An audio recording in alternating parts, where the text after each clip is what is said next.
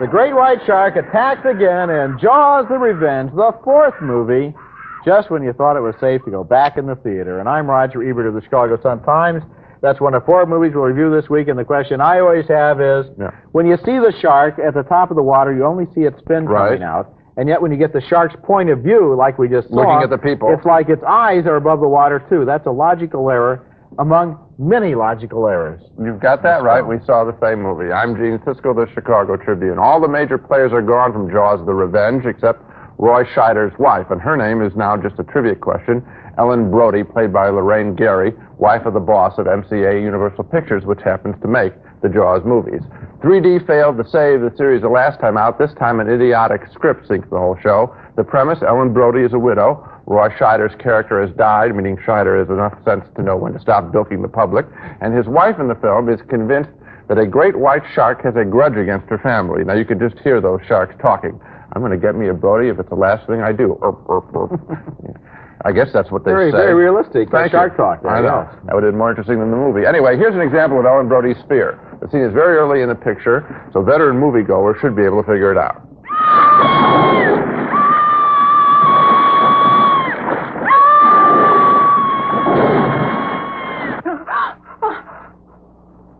Like they say on Saturday Night Live, I hate when that happens. A dream sequence. People were groaning in the theater when that happened. I mean, I want to go up and punch a hole in the screen. They were groaning when that happened. How about the next dream sequence? Another It's Only a Dream. I can't stand the dream sequences. Why do they do that in the movie?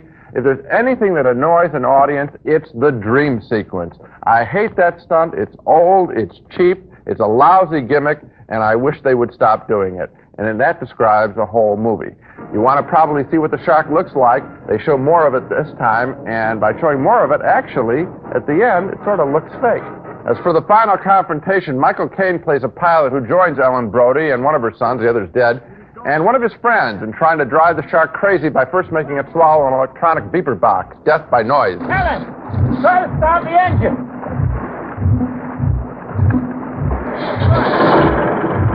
Son of a... Let's get out of here. No, it's too late, Hoagie. He's going to come forward. Give me a hard point. Right. Keep us steady. It's going to come back. He's down.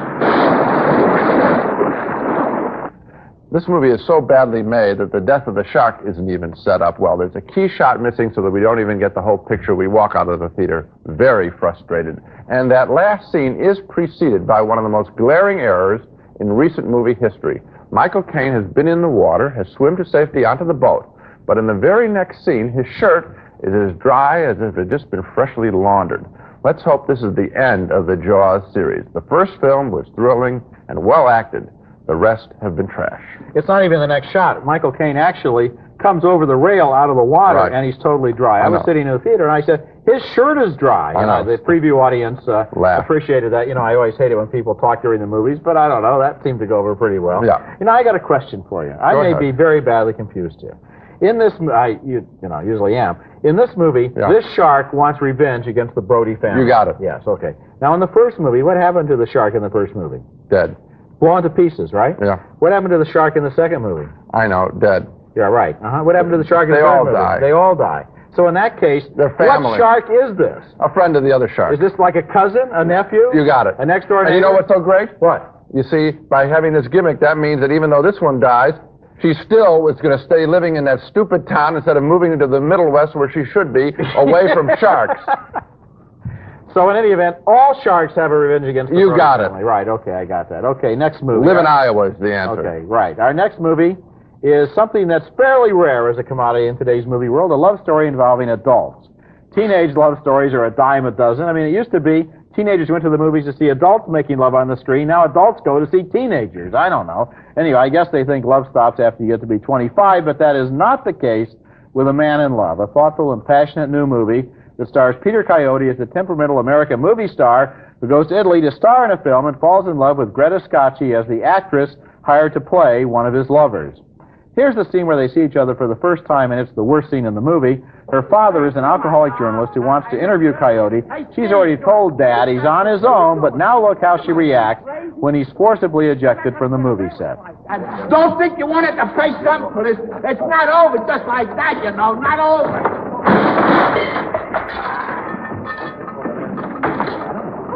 Hey, wait a minute. He's not a dog. He's a journalist. He's only trying to get an interview. Mr. Elliot, that man is my father. Look, I really wanted to do this film. You know, I really wanted to play Gabriella, but now, as far as I'm concerned, you might as well just take this part and stick it up your... Excuse me, miss, excuse me. The whole timing of that scene seems phony to me, but before long, the movie is back on track as Coyote romances Scotchy over dinner. Will you stay with me tonight?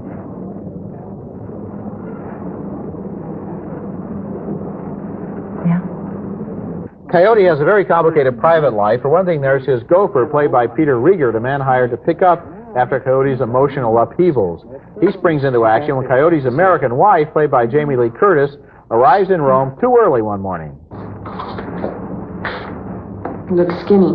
No. You want some sugar? No. Would you rather go outside?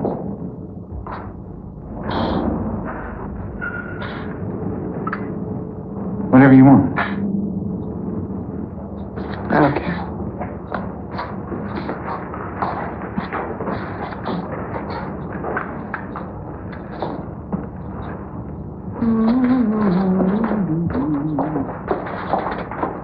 One of the intriguing things about A Man in Love is trying to figure out the title. At first, it seems to refer to Coyote falling in love with Greta Scacchi. Then there's a story about Scacchi's drunken father and his love for his dying wife, Claudia Cardinale. Then there's that love that Peter Riegert has for this egotistical genius. But finally, I figured out the person Peter Coyote's character is really in love with in this movie is himself. The movie has great dialogue, complicated emotional situations, and love scenes between Peter Coyote and Greta Scacchi that I thought were, frankly, really erotic. And that's because her character always seems to keep her sense of humor in this movie. Sure, she likes this guy, but she knows he's crazy, and she takes that into account. Good performances, and interesting movie. I didn't think it was an interesting movie because I didn't care for this guy at all. I know he's supposed to be an egotistical bore, and there's a way of making an egotistical bore interesting. For example, Jack Nicholson's character, in terms of endearment, is sort of egotistical, but he's exciting. This guy, I didn't want to watch him anymore. Peter Coyote is an interesting actor, but I found I wouldn't want to be with him. I didn't want to see his friends serve him. I didn't want to see the women love him. I thought the woman having the dying mother was extra baggage. I wish there had been more scenes involving Jamie Lee Curtis. Frankly, when Jamie Lee Curtis walks on the scene, I'm wondering, this guy is a real jerk. He should be with Jamie Lee Curtis. So this character really gave you a lot to think about, in other words, right? Yes, all the reasons why I didn't want to watch the movie. But what you're asking for is that all characters in movies be attractive. No, I'm not. This guy is an egotistical monster. No. That's what he is. He is a character who's exactly like that, and that's what the movie is about. Yes, I know that he is, and I say, as I said before, there's a way of making that interesting. What about the whole idea of a way of making that interesting or a way of making it boring? In this case, I think that they found the way to make it interesting. Coming up next, Mark Harmon from TV's St. Elsewhere stars as a teacher assigned to supervise rowdy students in summer school. Been chosen to teach summer school. Ah, shoot. Easy to make an engaging movie about summer school, sort of a hothouse, Animal House. But the new movie, Summer School, fails. It's one of those package deals that just evaporates in your mind, with Mark Harmon from TV's St. Elsewhere playing a high school athletic coach stuck with the job of teaching remedial English to a bunch of bad students during his summer vacation. That's if he wants to hang on to his job. At first, though, he protests the assignment. But I ain't no English teacher. See? Double negative. No, I hand out basketballs checked for jockstraps. I'm, like, very challenged. No, I'm not a real teacher. That's all right. These aren't real students. They're unmotivated, irresponsible, not too bright. They'll relate to you. I appreciate that. The only part of this job he really appreciates is that he gets to meet another teacher played by Kirstie Alley. You're a semi-charming guy and a real snappy dresser. You're just not the kind of guy I date anymore. Yeah? What kind of guy you dating now? Oh, the kind who wears socks. I got a pair somewhere. White ones. Most of the movie involves the kids cutting up, as on this field trip to an amusement park where a couple of the kids are disappointed by the park's roller coaster called the Screwdriver. The Screwdriver was an utter disappointment. I was hoping for a headache or pounding temples, a blackout, anything, but, you know, I feel fine. Actually, my headache is gone. I just thumbs down. Dave, I'm surprised. I found the Screwdriver simply delightful. Fast corners, that third loop was a nice surprise. The line moved fast. Is he okay? No, Anna Maria, it appears that he's vomiting. I think vomiting is a little overreaction to this movie, but actually it saddened me because it's shocking that this is Mark Harmon's first starring role in the movies after 2 bit parts. He's very hot with TV audiences. You would think that he wouldn't want to start a major movie career, he would hope, with a bomb. But somebody obviously talked him into a very dim-witted project.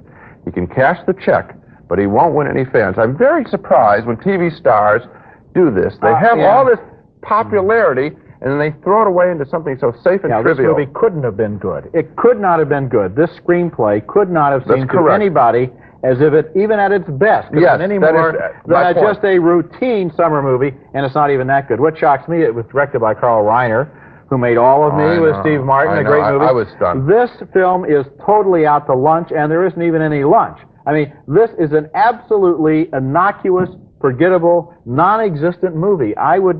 Last week we talked about that movie that we had trouble remembering. We can't even come up with the name of the title. This one, once again, give people a quiz a week after they've seen it. If they can answer any question of substance about this film, they're either geniuses or they have a lot of room for extra storage material in their head. This is a nothing film. I think I made myself clear. I think you have. I hope I have. And we agree. Coming up next, a gutsy young English girl shocks her neighbors with her freewheeling attitude towards sex in Wish You Were Here.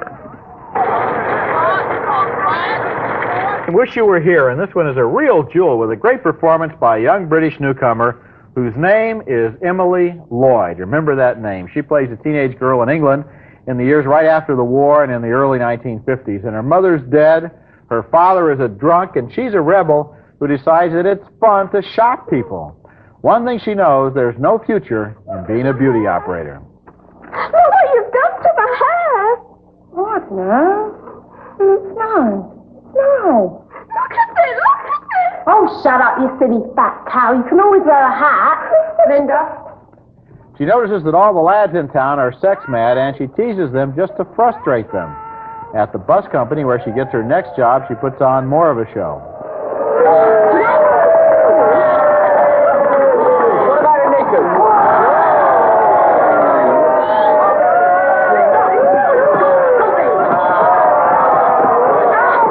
You're fired. You're fired. No, you're not. Just you. You're fired. But for all of her scandalous behavior, she knows next to nothing about sex, and the boy she chooses as her first lover has learned everything he knows by the close study of Hollywood movies. Cool. Look at you.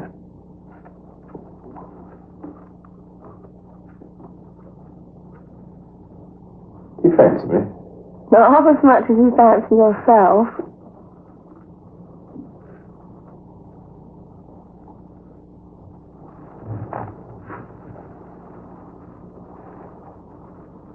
What kind of cigarette is that? Du Maurier. Really? They're the best.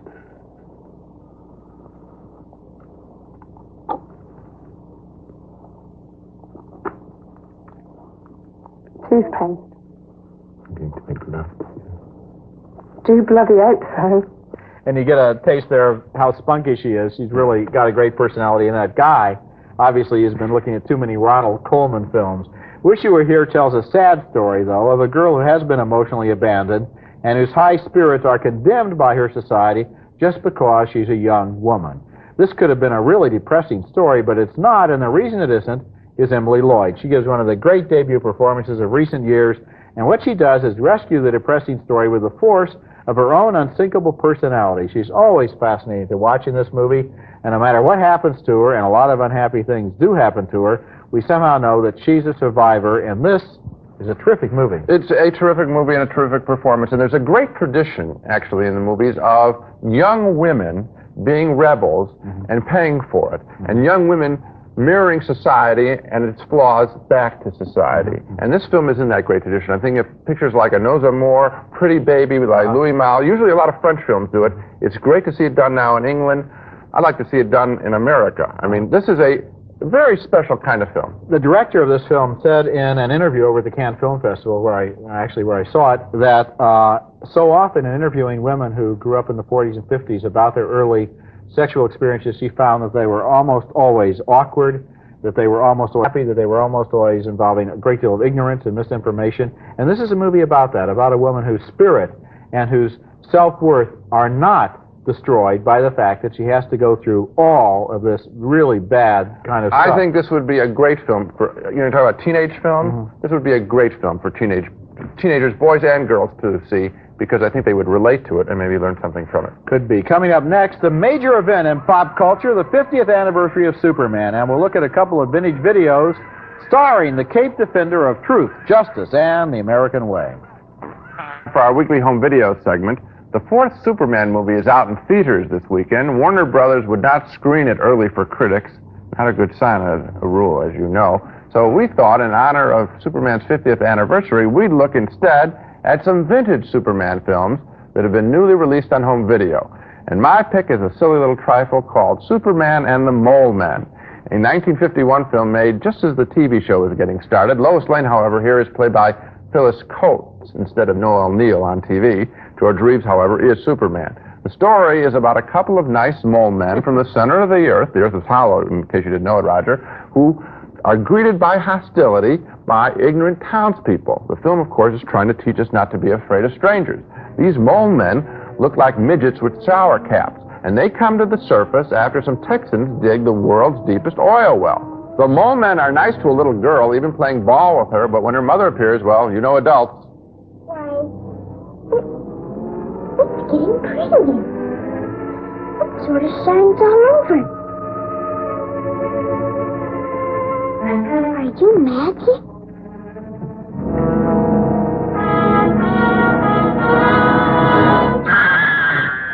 Love that scream.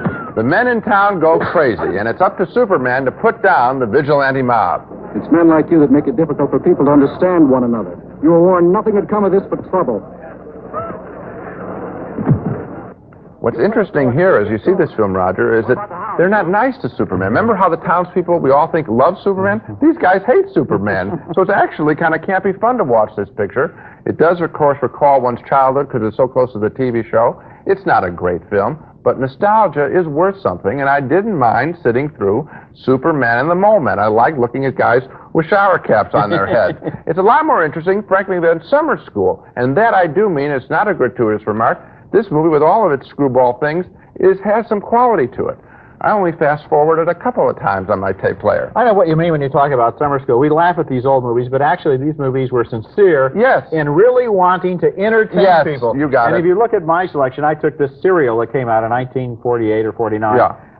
The special effects are really bad, as we're about to see, but they're bad in a way that shows that somebody was really trying to, they didn't have any money to make a rocket ship, but they made the best rocket ship they could. And I like that. That is a spirit that's been lost. The movie opens, of course, with the origin of Superman when he escaped the exploding planet Krypton as a baby in a small rocket ship built by his father. Now look at these special effects.